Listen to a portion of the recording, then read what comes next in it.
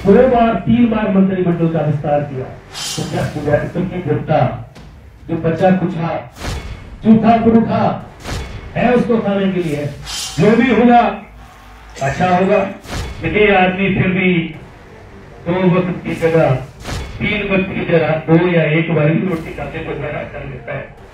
परंतु मान सम्मान की बात आती है तो उस पर समझौता नहीं करता है। आने वाले समय में हम जो भी कदम लेंगे आप सबके आशीर्वाद से सुजानपुर के हित में लेंगे, सुजानपुर के एक एक बच्चे के व्यक्ति के। राज्यसभा चुनाव में पलट जाएगी बाजी, सुधीर राणा हुए बागी।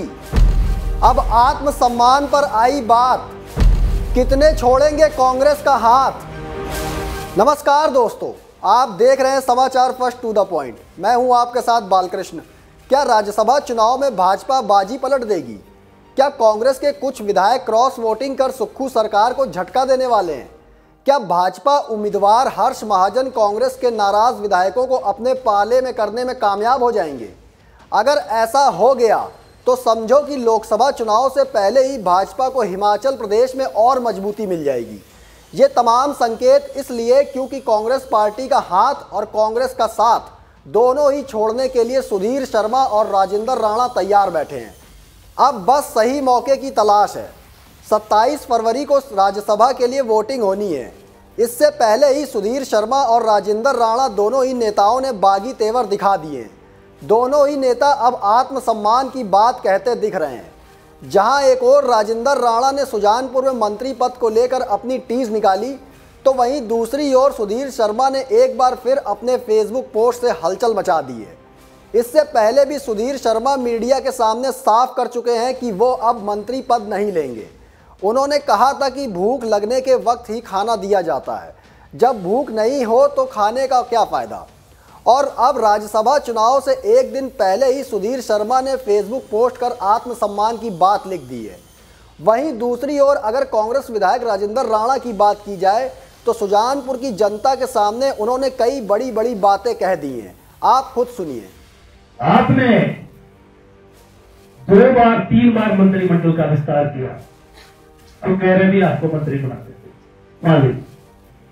तो क्या सुजानपुर की जनता जो बचा कुछा झूठा पुरूठा है उसको खाने के लिए जो भी होगा अच्छा होगा, और जो भी फैसला होगा तो सुजानपुर के एक एक व्यक्ति के हित में होगा, ताकि सुजानपुर की जनता का मान सम्मान बरकरार रहे।